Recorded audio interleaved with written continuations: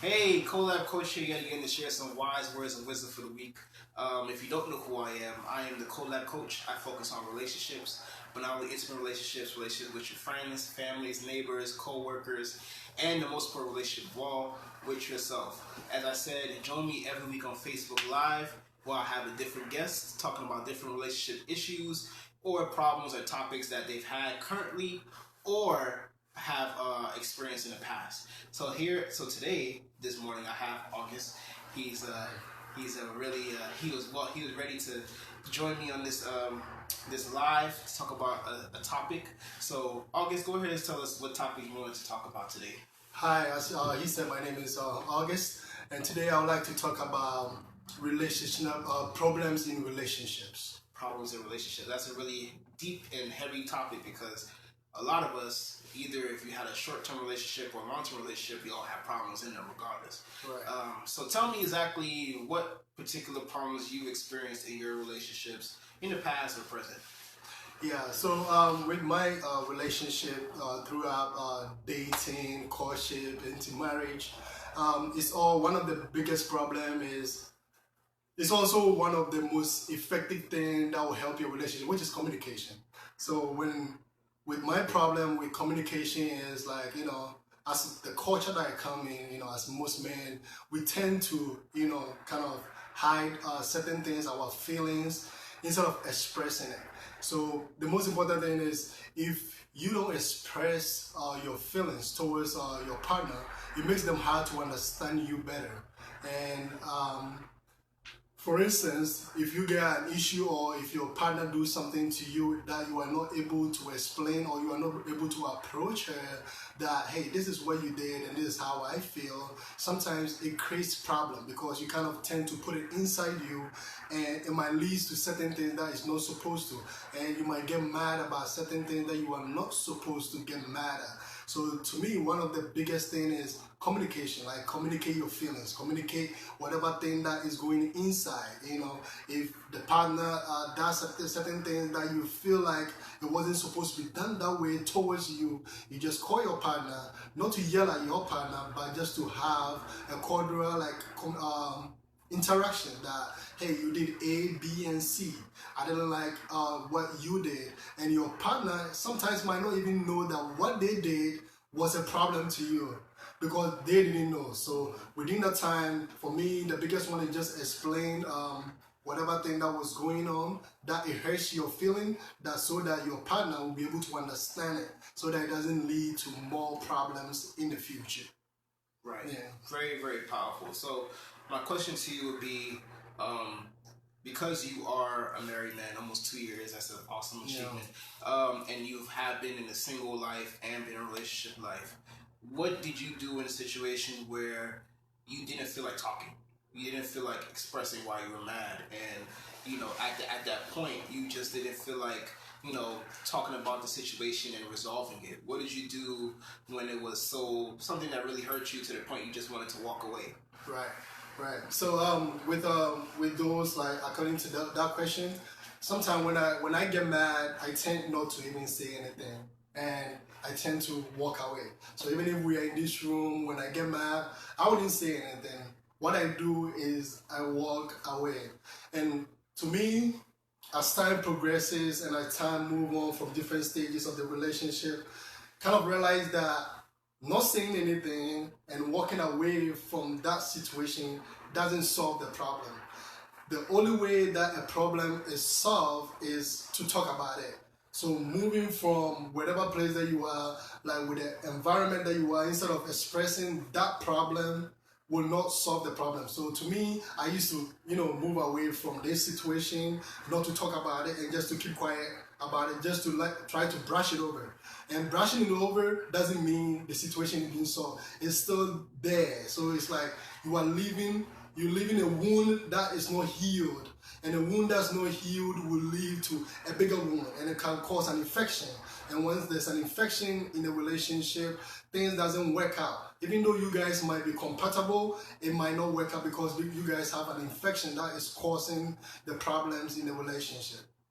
Yeah. Wow, very, very powerful. Yeah. And just a follow-up question to that, because you said some really powerful things about you at first you learned, you basically you walk away from the situation, even because of the way that maybe you grew up and how men around you basically treated situations when they got mad. So because you are an African man and it doesn't feel like, and you here in America, it's like you have to deal with two different cultures. Right. So did it feel like you had to relearn how to deal with situations and relationships while being here in America, or do you feel like it was a lot of similarities between the two, especially looking at men? Right. As we being African, having African descendants and African culture, most of the time men in our culture don't really express how they feel. Right. So was it like a situation to where you had to relearn how to express yourself in a relationship, or is it something that you always known since you were a child? Yeah, thank you, David, for that question. So to that, in the culture that I come from, like men, as I said previously, we tend not to express certain things. So it was due to coming to America, learning different culture. I adapted that from the American culture where you express your feeling. With the culture that I came from, men tend not to express their feeling. They tend to be the strong person, the tough person, which in a relationship, you don't bring that too, because if you try to be the toughest and the strongest person, it might not work in your relationship. So with that, learning it from there, I learned from the American culture that most at times, like with your feeling, you have to express it, you have to let it come out. So the more that it comes out, the more that it gets solved. So I've tend to learn certain things, so many things like in this culture that helps. And also, merging with my other culture of respect and love.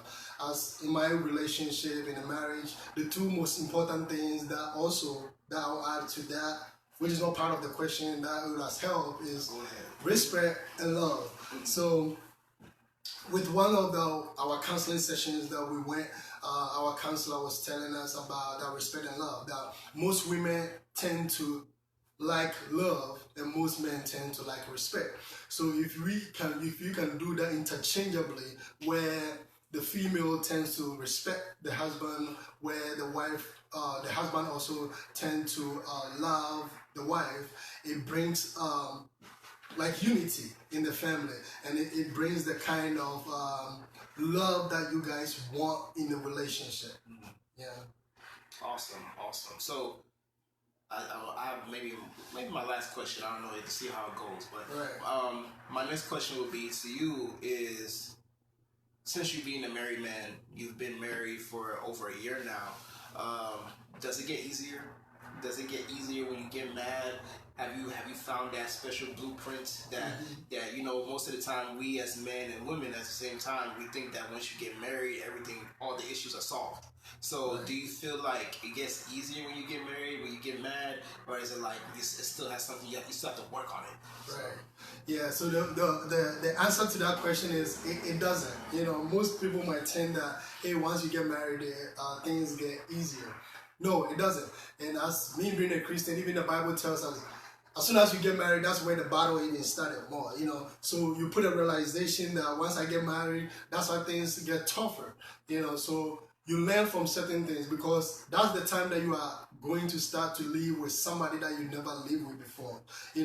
They might do certain things in such a way that you don't want to do. Like for instance, in my marriage, I put certain things somewhere, sometimes my wife is like, hey, we don't do it like that, Then you learn from it, because certain things that you do is wrong. It's like wash dishes and put it in the sink that you are not supposed to put it there. Just put it where it's supposed to be. Your wife will be like, hey, you are not supposed to do that. That doesn't mean that the person is controlling you. That doesn't mean that the person is, commanding you to do anything. The person is just trying to tell you how things are supposed to be done. So as the marriage goes on, certain things comes out. It doesn't mean you are supposed to get mad. That's where you start learning from the person. And also the person also start to learn from you according to certain things that you do, because during courtship and all this friendship, you guys don't live together, so you don't know certain things, the whole thing about that person. But when you start to live in the same room with that person, you are able to learn certain things about that person.